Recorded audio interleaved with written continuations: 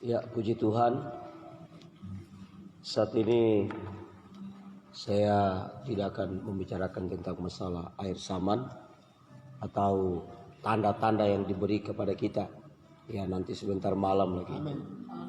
Tapi saat ini saya akan memberikan pengajaran kepada kita kepastian akan keselamatan yang telah diberikan oleh Tuhan kepada kita. Baik kita yang hidup pada zaman Kristus ataupun mereka yang hidup sebelum zaman Kristus. Karena pasti kita akan berpikir-pikir, loh kita yang zaman Kristus kita diselamatkan oleh darah Yesus. Tetapi bagaimana mereka kasihan yang hidup sebelum Kristus? Mereka diselamatkan oleh apa? Sebab kita tahu bahwa hanya darah Yesus, darah Kristus itu oleh pengorbanannya di kayu salib yang memberikan pembenaran kepada kita untuk menerima kepastian untuk keselamatan kita. Ya, karena itu saya ambil dasar dari kitab suratan Petrus, 1 Petrus pasal 1 ayat yang ke-18 mulai. Kitab 1 Petrus pasal pertama ayat yang ke-18 mulai. Firman Tuhan berkata seperti ini. Sebab kamu tahu bahwa kamu telah ditebus dari cara hidupmu yang sia-sia, yang kamu warisi dari nenek moyangmu. Itu bukan dengan barang yang fana, bukan pula dengan perak atau emas, melainkan dengan darah yang mahal, yaitu darah Kristus, yang sama seperti darah anak domba yang tak bercacat, yang tak bernoda dan tak bercacat.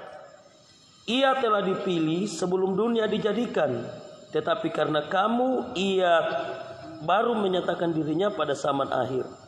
Ayat yang ke-21. Oleh dialah kamu percaya kepada Allah yang telah membangkitkan dia dari antara orang mati dan yang telah memuliakannya sehingga imanmu dan pengharapanmu tertuju kepada Allah. Ayat yang ke-22. Karena kamu telah menyucikan dirimu oleh ketaatan kepada kebenaran, sehingga kamu dapat mengamalkan kasih persaudaraan yang tulus ikhlas. Hendaklah kamu bersungguh-sungguh saling mengasihi dengan segenap hatimu. Nah, Bapak Ibu saudara sekalian, di sini kita melihat bahwa kepastian keselamatan kita ditebus dari cara hidup kita yang sia-sia hanya oleh darah Yesus lewat kematiannya di kayu salib. Nah, kita berpikir bagaimana dengan kita punya nenek moyang? Bagaimana dengan keturunan mulai dari Adam sampai bapaknya Yesus secara jasmani? Ya, bapaknya secara jasmani yaitu Yusuf, karena dia disebut sebagai Yusuf memperanakan Yesus, ya, secara jasmani. Sekalipun benih itu bukan berasal dari dia, tetapi untuk menggenapi firman supaya dia adalah merupakan keturunan Daud, sehingga harus Yusuf diambil, dan itu adalah nubuatan tentang gereja Tuhan juga nanti. Ya, bahwa perempuan yang melahirkan itu baru akan menikah setelah dia melahirkan anak. Ya, saudara ingat ya, perempuan yang ditulis dalam Wahyu 12 itu baru akan menikah dengan mempelai laki-laki setelah dia melahirkan anak. Nah, ini kita akan bertanya-tanya, lah bagaimana? Cuma kita. Apakah Tuhan egois memberikan keselamatan cuma kita yang hidup setelah Yesus disalibkan? Kita harus perhatikan dan teliti dengan seksama. Itu sebabnya ada firman yang berkata, hendaklah kamu teliti, ya, di dalam Ibrani, ya.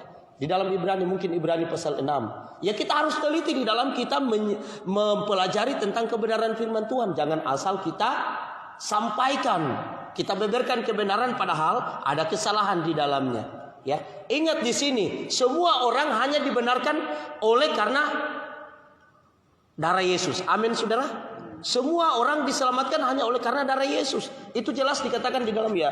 Kita baca dulu, saudara. Ini hari mungkin setiap ayat yang saya sampaikan harus dibaca. Ya, jangan seperti tadi malam saya sadari, ya, seharusnya saya bilang Yesaya 35 ayat yang kelima. Akhirnya karena saya tidak hafal, saya sudah sempat bilang juga Yeremia 35 ayatnya yang kelima.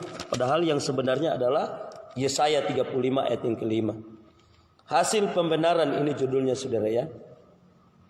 Lebih-lebih, ayat yang ke-9, lebih-lebih karena kita sekarang telah dibenarkan oleh darahnya, kita pasti akan diselamatkan dari murka Allah. Ya, ayat 9. Kita dibenarkan oleh darahnya. Nya itu huruf besar, berarti darahnya Yesus. Dan kita pasti akan diselamatkan. Seringkali kita menjadi bimbang kalau kita baca firman ini, saudara. Kenapa? Bagaimana dengan orang-orang yang seperti dulu? Tokoh-tokoh Kristen, ya tokoh-tokoh agama seperti Abraham, seperti mulai dari Adam lah, ya, sampai kepada Nuh, sampai kepada Abraham, sampai kepada Daud.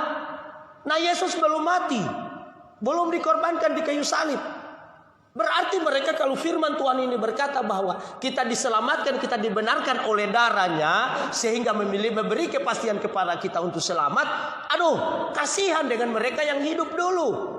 Yesus belum mati, belum tercurah darahnya. Itulah sebabnya firman Tuhan pasti akan digenapi. Setiap perkataan firman Tuhan tidak pernah ada yang salah. Amin, saudara. Itu rahasia yang disembunyi secara berabad-abad oleh Tuhan, yang dinyatakan kepada setiap orang yang hidupnya berkenan kepadanya. Allah berkenan untuk menyatakan rahasia itu. Nah, kita kembali kepada pembacaan kita tadi, saudara, di dalam ayatnya yang ke-19. Perhatikan dan baca baik-baik tentang ayat ini. Ini seringkali yang membuat kita mau tersesat, ya. Ayat yang ke-19 1 Petrus pasal yang pertama ayat yang ke-19. Melainkan dengan darahnya yang mahal, yaitu darah Kristus, yang sama seperti darah anak domba yang tak bercacat dan, ya, sama seperti darah anak domba yang tak bernoda dan tak bercacat. Haleluya. Ingat, di sana kita diselamatkan, dibayar dengan mahal oleh darah Yesus Kristus, yang sama seperti darah anak domba yang tak bernoda dan tak bercacat. Haleluya. Lah, kenapa sampai darah anak domba pada zaman sebelum Yesus itu bisa menyelamatkan? Ya, itu adalah sebagai sebuah gambaran, sebagai darah Yesus, dan tinggal Kristus punya tanggung jawab, sehingga ketika dia mati, dia tidak berhenti. Selama dia mati 3 hari 3 malam, saudara tahu apa yang dia buat? Itu yang tidak bisa kita ketahui secara akal kita manusia. Selama 3 hari 3 malam Yesus ada di perut bumi, di dalam kuburan, apa yang dia buat? Apakah dia tidak bekerja? Apakah dia hanya mati tinggal di dalam kuburan selama 3 hari 3 malam? Tidak, saudara. Dia bekerja. Haleluya. Dia bekerja. Dia bekerja untuk apa? Untuk pergi meneguhkan darah domba Allah yang menjadi korban penyelamatan kepada umat-umat Tuhan yang sudah mati tinggal di dalam roh alam maut. Supaya ketika mereka menerima dan percaya, menerima darah Yesus sebagai satu-satunya yang membenarkan mereka, maka mereka akan diselamatkan sekalipun mereka sudah ada di dalam alam maut. Haleluya. Kita beranjak, saudara, maju 2 pasal. Kita baca di dalam 1 Petrus pasal 3 mulai ayat yang ke-18, ya. Haleluya. Sebab juga Kristus telah mati sekali untuk segala dosa kita. Ya, ini ya, kematian Kristuslah yang mengampuni dosa kita. Ia yang benar untuk orang-orang yang tidak benar, supaya ia membawa kita kepada Allah yang telah dibunuh dalam keadaannya sebagai manusia, tetapi yang telah dibangkitkan menurut roh. Jadi Yesus bangkit itu, kebangkitannya, dia sudah hidup dalam kemuliaan sampai, ya, dia tidak izinkan murid-muridnya untuk menyentuh dia, ya, karena dia belum dipermuliakan. Ingat, saudara, ketika dia bangkit ada perkataan bahwa jangan kamu menyentuh aku karena aku belum dipermuliakan oleh Bapakku. Karena dia sudah hidup dalam kehidupan roh. Dan di dalam roh itu juga ia telah memberitakan Injil kepada roh-roh yang ada di dalam penjara. Ya, roh-roh yang ada di dalam penjara, saudara.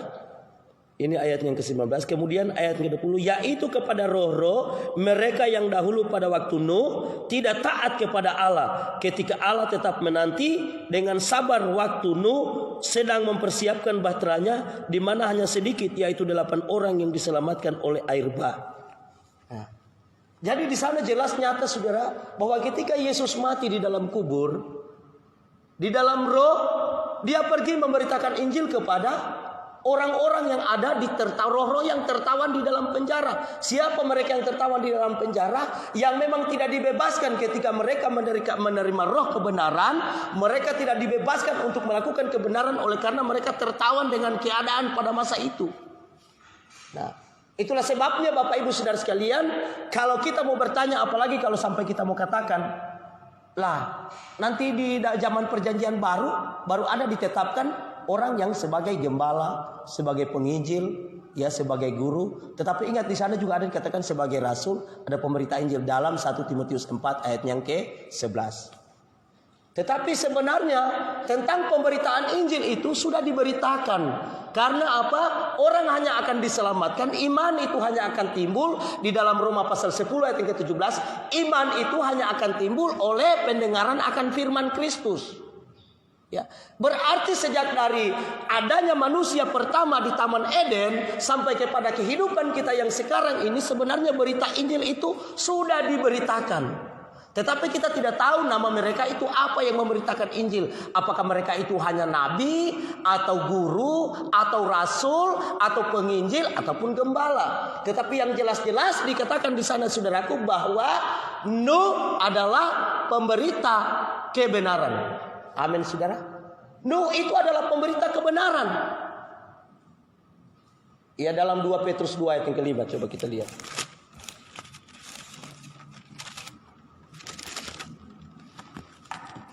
2 Petrus 2 ayat yang ke-5. Dan jikalau Allah tidak menyayangkan dunia purba, ini saudara, berarti kasih Tuhan itu bukan hanya pada saat kita ada di zaman Kristus ya, zaman sebelum Kristus. Karena itu Yohanes 3 ayat 16 itu tidak akan ada satupun manusia akan mempersalahkan kalau memang dia pelajari semua kitab dari Kejadian sampai Wahyu, ya, dengan memiliki hikmat Allah.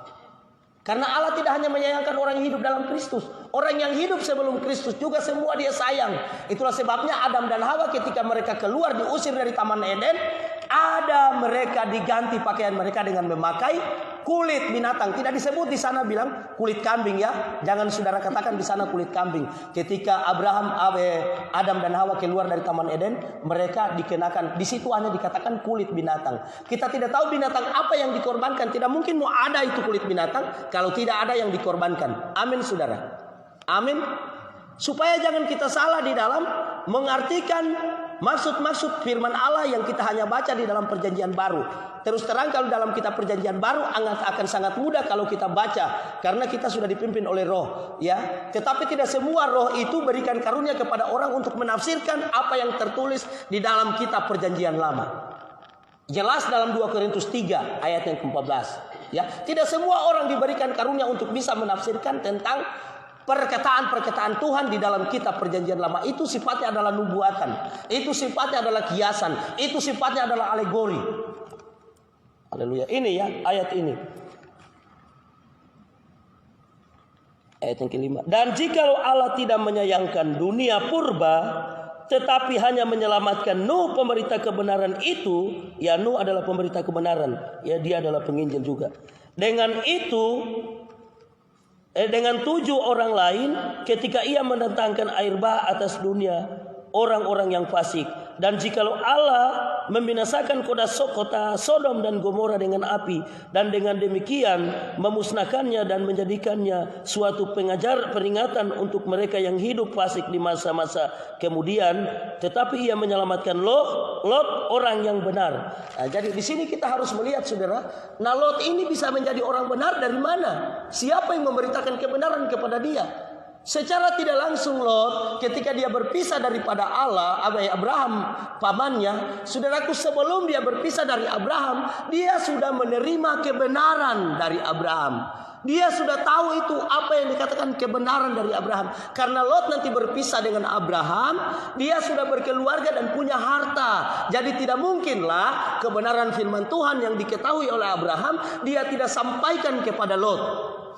Tetapi cara penginjilan yang terjadi pada masa purba itu yang tidak kita ketahui seperti apa. Apakah mungkin mereka menginjil hanya untuk di kalangan keluarga? Tetapi buktinya juga saudara yang Tuhan, Enoch dia memberita kebenaran, tetapi tidak semua orang menerima. Kenapa? Karena manusia pada waktu itu masih tertawan dengan keadaan pada masa itu. Karena kita tahu kenapa sampai orang berseru kepada nama Tuhan, saudara. Karena manusia ingin selamat. Sedangkan pertama orang berseru kepada nama Tuhan itu tercatat di dalam Kejadian pasal 4 ayat yang ke-26 ya, kita baca saudara. Jangan nanti kita salah lagi. Saya katakan ada di ayat ini kalau kita tidak baca. Kejadian pasalnya yang keempat ayat yang ke-26. Lahirlah seorang anak laki-laki bagi Set juga, dan anaknya itu dinamainya Enos. Waktu itulah orang mulai memanggil nama Tuhan. Jadi keturunan pada waktu orang sudah berseru kepada nama Tuhan, itu baru keturunan yang ketiga. Ya, setelah Adam, setelah anak Adam, dan itu adalah cucunya Adam yang diperanakan oleh saudaraku yaitu Set, ya, yang diperanakan oleh Set. Dan pada zaman Enos adalah cicit, termasuk cicit dari Adam. Pada saat itu orang sudah berseru kepada nama Tuhan. Tetapi kenapa sampai mereka berseru kepada nama Tuhan? Mereka pada waktu itu berseru kepada nama Tuhan bukan karena memuliakan nama Tuhan, bukan karena menyembah Tuhan, tetapi karena mereka dalam kesulitan. Mereka menghadapi persoalan, mereka menghadapi saudaraku malapetaka. Mereka seakan-akan tidak mampu untuk menjalani kehidupan pada masa itu, sehingga cara mereka berseru kepada nama Tuhan salah. Itu yang disebutkan di dalam Kisah 4 ayat yang ke-21. Orang yang berseru kepada nama Tuhan akan diselamatkan.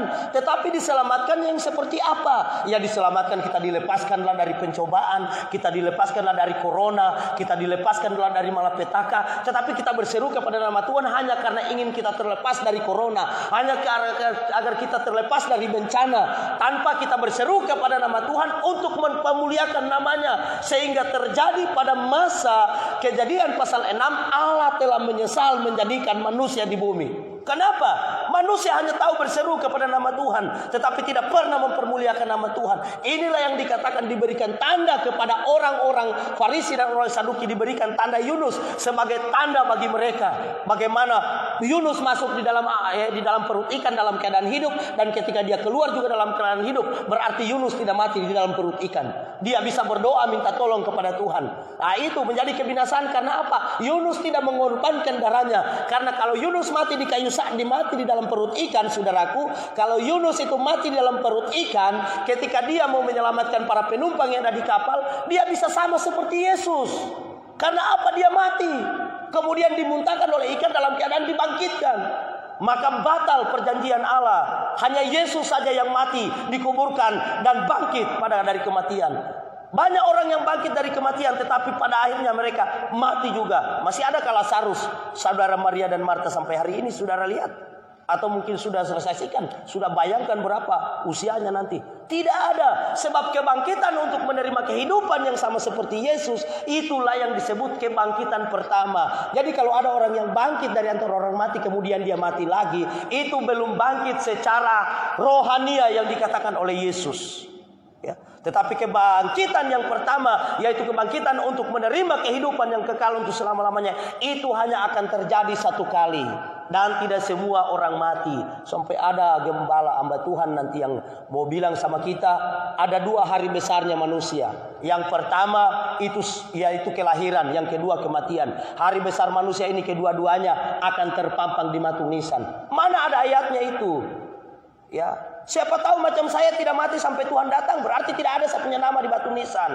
Bagaimana sekarang orang yang mati oleh karena corona tinggal main kubur-kubur ke sana, tidak ditahu dia punya ayat. Itu jelas karena dalam Mazmur 116 ayat yang ke-15, hati-hati saudaraku, berharga di mata Tuhan kematian orang yang dikasihinya. Kalau orang yang sudah tidak ada harga lagi, ya, tetapi kitalah manusia seperti mungkin adat kalian yang ada di Toraja, ya, terlalu dibesar-besarkan itu adat, sudah terlalu, ya, seakan-akan bahwa lebih berharga itu manusia daripada orang yang hidup, ya, lebih berharga itu kematian daripada orang yang hidup. Bukan begitu yang dimaksudkan oleh Tuhan. Yang dikatakan berharga kematian orang-orang yang dikasihinya, yaitu orang yang mati tetapi mereka punya nama dan diperhatikan, dirawat. Ya, kalau sekarang ini tinggal main eskapator yang kubur apa, ya, apakah masih berharga kematian orang seperti itu? Atau orang yang mati ditabrak, mati jatuh dari pohon saguer, pohon seo, pohon balok, ya, apakah itu berharga? Namanya tidak. Tetapi orang yang berharga dikatakan oleh firman Tuhan ketika dia mati menghembuskan napas terakhir, sama seperti penjahat yang ada di sebelah kanan. Dia katakan, Yesus, hari ini juga engkau ada bersama aku di Firdaus. Nah, itu berharga. Berarti dia memiliki kepastian untuk selamat. Tetapi kalau mati karena binasa, apalagi sampai ada orang yang bunuh diri, stres, ya. Jadi saudara kesatuan, orang berseru kepada nama Tuhan itu masih dalam keturunan keempat. Kenapa? Karena pada saat itu orang tinggal menerima pengajaran-pengajaran dari nenek moyang, dari orang tua. Ya, mungkin sudah ada yang mulai menyimpang. Sehingga membuat oleh Roh Allah, oleh Roh Kudus. Karena Roh Kudus jangan kita katakan bahwa nanti ada setelah Yesus. Roh Kudus itu sudah ada. Ya, karena ketiga ini adalah satu, Bapa, Anak, dan Roh. Mereka adalah satu dan mereka ada sebelum dunia dijadikan. Bahkan mereka lah yang telah menjadikan segala sesuatu. Bahkan mereka lah yang mempunyai, yang menjadi milik dari segala sesuatu. Ya, ketiga Bapa. Jadi Yesus itu sudah ada sebelum dunia dijadikan. Di dalam Efesus, ya, kita lihat dulu, ada, saya ingat sudah Efesus pasal 1 ayat yang keempat.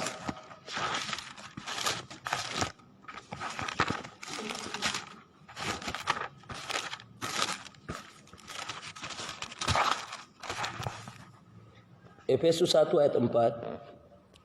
Sebab di dalam Dia Allah telah memilih kita sebelum dunia dijadikan, supaya kita kudus dan tak bercacat. Nah, ini saudara yang menjadi kita bingung memikirkan. Kita nanti dilahirkan oleh orang tua kita sudah kira-kira dunia sudah berusia sekitar 6.000 tahun. Tetapi ingat saudara, firman Tuhan berkata bahwa sejak dunia dijadikan kita sudah dipilih. Bahkan di dalam Yohanes dikatakan, aku datang kepada milik kepunyaanku, tetapi milik kepunyaanku tidak mau menerima aku. Kenapa? Mereka tidak percaya akan perkataanku. Mereka tidak percaya akan kedatanganku. Mereka ragu akan kuasaku. Mereka ragu. Mereka tidak menerima setiap perkataanku. Sehingga apa saudara kasih Tuhan? Kepunyaannya itu diambil oleh yang bukan miliknya, yaitu kuasa kegelapan. Mengambil kesempatan ketika kita menolak Yesus, maka kuasa kegelapan, dan itu sebenarnya caranya iblis, caranya kuasa kegelapan itu mengambil kita sejak dari sebelum kuasa itu dinyatakan. Dia sudah berusaha untuk menipu kita. Kenapa? Pada masa penciptaan, pada Kejadian pasal 1 itu saya saudaraku hanya terima penjelasan saja. Apakah itu benar? Ya, sepertinya ada jarak antara dunia dijadikan dengan penciptaan yang 6 hari penciptaan. Ya, itu pada saat itu sampai dikatakan bahwa pada mulanya, ya, lebih baik kita baca saudara Kejadian 1 ayat 1 dan 2. Pada mulanya Allah menciptakan langit dan bumi. Jadi sebelum Allah menciptakan yang 6 kali itu, 6 hari itu, sudah Tuhan menciptakan langit dan bumi, tetapi masih berbentuk dan kosong. Ya, masih berbentuk. Bumi belum berbentuk dan kosong. Gelap gulita menutupi samudera raya, dan Roh Allah melayang-layang di atas permukaan air. Nah, ini ayat yang kedua ini saudaraku, pasti ada tertulis, tercatat di dalam kitab Perjanjian Baru. Cuma belum disingkapkan kepada kita. Ini sebuah rahasia yang luar biasa yang tertanam di dalam kata dunia kosong dan belum berbentuk. Yang pada masa itulah yang tertulis dalam kitab Yesaya tentang Lucifer yang datang, yang jatuh dari langit, datang mengacau balaukan, membuat saudaraku kacau balau di bumi pada masa itu, sehingga Allah datang memperbaikinya kembali dengan menciptakan terang. Ya, kita tahu menciptakan terang itu yaitu dunia dibawa dengan kebenaran firman Tuhan. Karena firman Tuhan itulah terang yang sebenarnya. Amin saudara. Firman Tuhan itu adalah terang, karena dalam Mazmur 119 ayat yang ke-105, firman itu adalah pelita bagi kakiku dan terang bagi jalanku. Jadi firman itu yang diciptakan sebagai terang ya pada pertama. Kemudian cakrawala itu adalah merupakan batas bagi kita untuk kita bisa berkehendak antara perbuatan manusia dengan perbuatan yang tidak benar. Ya, perbuatan manusia dengan perbuatan manusia Allah. Perbuatan manusia yang dua macam, manusia binatang dengan manusia Allah, ya. Kemudian yang hari yang ketiga diciptakan seterusnya. Ada yang diciptakan oleh Tuhan kepada kita untuk menjadi ya saingan dalam kita untuk menjalani kehidupan kita. Ya, supaya kalau kita mudah terpengaruh, saudaraku, sampai salah satu musuh yang paling besar, ingat, musuh paling besar yang kita tahu yang terjadi, yang musuh yang paling besar yang ada di Alkitab yaitu Goliat, besar badannya. Tetapi ingat saudara, itu adalah lambang antikris, dan lambang antikris kekuatannya ada pada tanda 666 yang ada di dahinya. Kenapa sampai Daud, saudaraku, bisa mengalahkannya? Filistin yang memakai baju sirah lengkap, pakaian lengkap, dia hanya dilempar dengan batu pilihan. Apa itu batu pilihan, saudara? 5 batu yang dipilih dari dasar sungai. Itu ada arti rohaninya semua. Ya, kemudian dilempar mengenai tepat pada tempat yang ditaruh tanda, yaitu 666, sehingga Goliat pada waktu itu rubuh. Tapi sebelum itu, saudara, kita hanya melihat bagaimana Goliat berkata, "Anjingkah aku ini sehingga engkau mendatangi aku dengan tongkat?" Ya, karena memang jelas manusia, saudaraku, yang separuh yaitu manusia binatang itu tetap namanya binatang. Itu sebab anjing-anjing. Karena itu adalah firman Tuhan, anjing-anjing tidak akan masuk dalam kerajaan surga, yaitu orang yang tidak hidup. Sekalipun mereka percaya, mereka tahu akan kebenaran firman Tuhan, anjing-anjing itu adalah orang-orang fasik, saudara, yang tahu tentang kebenaran firman Tuhan, orang-orang Farisi yang tahu tentang kebenaran firman Tuhan, tetapi mereka tidak hidup akan kebenaran itu. Mereka mengajar untuk kita melakukan ini, tapi mereka sendiri tidak melakukan. Itu adalah anjing-anjing, ya. Kenapa itu anjing? Anjing habis muntah, dia makan ulang itu muntahnya. Amin, saudara. Ya, dia melakukan apa yang dia sebutkan kepada orang, dia sampaikan larangan kepada orang, padahal dia sendiri yang melanggar itu larangan. Itu sampai disebut anjing, ya. Nanti lagi kalau kucing, tetapi jarang, saudara. Yang paling banyak itu anjing, habis dia muntah dia pergi makan ulang itu muntahnya. Itu anjing. Sampai dikatakan firman Tuhan, anjing-anjing. Ya, memang anjing tidak mau masuk kerajaan surga. Tetapi apakah anjing secara jasmani yang Tuhan maksudkan? Bukan. Tetapi anjing secara rohani. Apa itu anjing secara rohani? Yang tidak punya rohani, yang mati, yaitu iblis, setan. Angka 666. Ya. Jadi itu, saudaraku. Jadi itu adalah sebuah kepastian bagi kita, supaya kita tidak ragu bahwa ternyata karya penyelamatan Allah ini adil. Ya. Seringkali kita mengatakan Yesus saja, ada ini baru postingan dari antikris, saudaraku. Karena mereka sudah mulai masuk di Facebook juga, di medsos, ini antikris. Ya, yang pertama-tama mereka menyanjung-nyanjung Yesus. Akhirnya mereka, masa Yesus tidak adil? Hanya orang yang di sebelah kiri lah yang dia selamatkan, yang sebelah kanan dia selamatkan. Masa Yesus nanti mati sudah 4.000 tahun manusia hidup? Bagaimana kasihan nasibnya mereka yang mati sebelumnya? Sedangkan dia katakan bahwa hanya oleh darah Yesus kamu disembuhkan, hanya oleh bilurnya kamu disembuhkan, hanya oleh bilurnya kamu bisa ya diselamatkan. Tetapi mereka tidak, mereka sembunyi itu ayat yang lain. Bukan mereka sembunyi, tetapi mereka tidak mengerti. Allah yang menyembunyikan mereka untuk menjadi kebinasaan bagi mereka. Tetapi orang-orang pilihan yang tetap setia kepada Tuhan akan tetap dibukakan rahasia kebenaran firman Tuhan. Ingat penjelasan di dalam 1 Petrus 1 ayat yang ke-19. Di situ jelas yang adalah sama seperti anak domba yang tak bercacat dan tak bernoda. Itu, saudaraku, karena sebelum Yesus datang, orang diselamatkan ada dengan korban penebus dosa, korban penghapus dosa, ya. Itu harus dipilih domba yang tak bercacat. Itu adalah merupakan gambaran nanti setelah Yesus mati, dia akan bertanggung jawab untuk pergi kembali memberitakan Injil kepada mereka yang telah percaya kepada janji tentang nubuatan tentang penyelamatan karya Yesus. Jadi ada orang yang diselamatkan oleh karena percaya janji yang sudah terjadi dengan janji yang belum digenapi. Sampai ada firman Tuhan berkata, berbahagialah mereka yang percaya namun tak melihat. Siapa mereka, saudara? Kita sekarang kan kita sudah lihat. Ya, itu maksud Tuhan. Bukan berarti karena kita tidak lihat itu Yesus disalib, tetapi sebenarnya orang yang hidup di masa setelah Yesus disalib itu sudah melihat langsung bahwa Yesus disalib. Tetapi mereka yang hidup sebelum Kristus disalib, itulah mereka yang dikatakan mereka berbahagia, sama seperti Nuh. Mereka berbahagia sama seperti Abraham, padahal mereka belum lihat itu korban yang sesungguhnya, tetapi mereka percaya. Itulah yang disebut berbahagia. Itulah sebabnya firman Tuhan berkata, orang ini adalah keturunan Abraham juga, yaitu keturunan yang berbahagia. Kenapa? Karena Abraham percaya sebelum dia melihat. Kalau kita pikir Abraham disuruh untuk keluar, padahal dia belum tahu di mana ke tempat. Karena apa? Dia adalah salah satu tokoh yang percaya tapi belum melihat. Ya, amin saudara.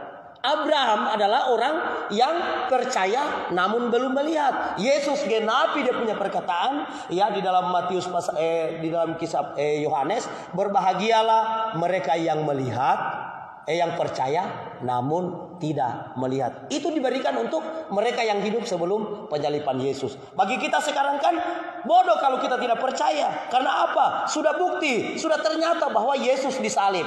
Dan itu guna-gunanya orang yang selalu pergi ke Israel, pergi melihat bukti-bukti sejarah yang ada di sana. Sampai ketika mereka pulang, para pendeta-pendeta yang sudah pernah dari sana, itu saudaraku untuk meneguhkan bahwa ternyata kesaksian hidup masih ada. Ya, kesaksian itu masih ada sampai sekarang. Bahwa ini Bukit Golgota, di sini Yesus dibawa naik. Ya, ketika dia pikul itu salib, mulai dari tempat dia dibawa, diarak-arak oleh para penduduk waktu itu, dia pikul salibnya. Sementara dia pikul, dia dicambuk, ya, dia diludahi, dia ditendang. Tidak gampang saudaraku. Seandainya saya sebagai manusia naik tangga-tangga itu, menurut saya cuma lihat di filmnya, naik tangga-tangga pada waktu itu pikul salib, sementara dipukul-pukul, ya, ditendang-tendang, menderita sekali saudara kekasih Tuhan. Tapi sebelumnya ingat, sebelum itu dia dicambuk, ya, dicambuk. Itu adalah mujizat yang paling terbesar. Oleh bilur-bilurnya engkau menjadi sembuh. Jadi bilur-bilur itu telah menyembuhkan Adam dan Hawa.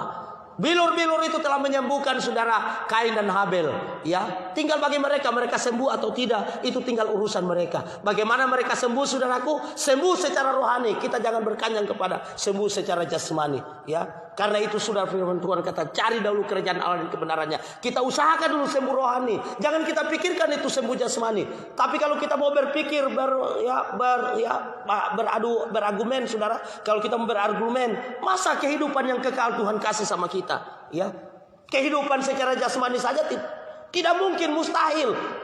Kehidupan kekal Tuhan berikan sama kita. Keselamatan tubuh rohani kita diberikan. Apalagi cuma kebutuhan kehidupan kita yang sehari-hari. Sedangkan semua itu Tuhan yang berikan kepada kita, ya. Kita berikan persembahan kepada Tuhan, padahal itu Tuhan punya juga itu persembahan. Uang yang kita miliki, harta kekayaan yang kita miliki, itu Tuhan punya. Tuhan yang kasih sama kita. Akhirnya kita pergi, ya, saya sangat jempol kalau ada Pak Gembala selalu katakan, kita mau bau berjudi dengan Tuhan. Kita memberi. Ada pujian itu yang berkata, banyak memberi supaya banyak dikembalikan. Wah, berjudi dengan Tuhan itu salah saudara, ya.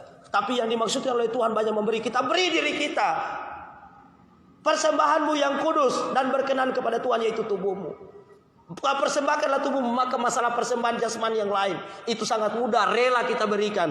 Kalau tubuh kita ini kita persembahkan kepada Tuhan sebagai persembahan yang hidup, yang kudus dan berkenan kepada Allah. Bagaimana itu yang hidup? Supaya kita mendengarkan firman, kita pahami firman. Bukan cuma kita dengar, kita pahami, tapi kita lakukan juga. Itu yang namanya hidup yang kudus. Saudaraku, kita sudah tahu kita dimintakan untuk hidup kudus, tetapi kita tidak memelihara kekudusan kita. Kita berusaha untuk hidup kudus. Itu suatu kepastian dan keharusan yang harus kita lakukan dan berkenan kepada Tuhan. Bagaimana supaya kehidupan kita ini berkenan kepada Tuhan? Kita memperhatikan hidup kita, memperhatikan orang yang sekeliling kita. Kita melakukan kebenaran firman Allah supaya kita berkenan kepada Tuhan.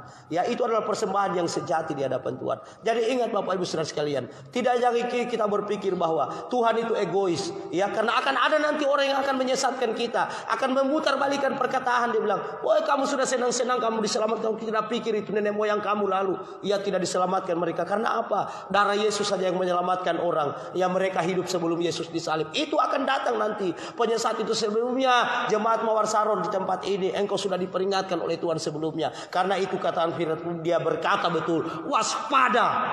Waspada, kata waspada ini dia katakan menjelang zaman akhir, ya, pada Matius pasal yang ke-24 ayat yang keempat. Ya, waspada, kata waspada ini saudaraku. Karena itu Bapak Ibu Saudara sekalian, Sungguh rancangan Tuhan indah, tidak pernah ada yang salah dan tidak ada pernah perkataannya yang gagal dan tidak ada pernah salah rencananya. Kenapa sampai dia baru lahir Yesus dalam bentuk manusia, Allah dalam bentuk manusia setelah 4.000 tahun dunia ada. Saudaraku, semua itu ada dalam semua perencanaan yang Tuhan yang mau tunjukkan kepada manusia. Sama seperti ya Musa, dia bilang, Tuhan kalau kau binasakan ini umatmu, Tuhan, apa nanti orang mau cerita, orang bangsa-bangsa lain mau cerita. Itulah sebabnya ada sejarah, ya ada kitab sejarah, ya supaya di sana nyata jelas bahwa Tuhan tidak pernah membiarkan umatnya berjalan sendiri. Dan tentang masalah baptisan tidak usah lagi kita menggubris, ya karena masalah baptisan juga bagi kita yang mengerti sekarang ini bahwa orang-orang dulu juga mereka dibaptis. Ada mereka yang dibaptis memang langsung oleh awan, oleh api, ada yang dibaptis oleh air bah, ada yang dibaptis oleh menyeberang sungai Kolsum, ada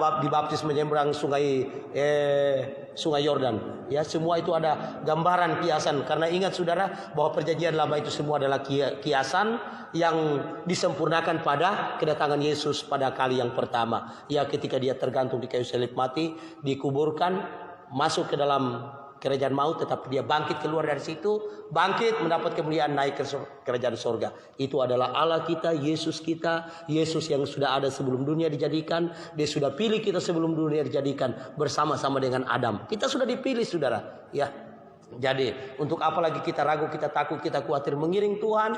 Karena ini saya sampaikan kepada kita semua, mengingat akan datang para penyesat yang akan memutarbalikan perkataan firman. Tuhan Yesus memberkati kita semua. Haleluya.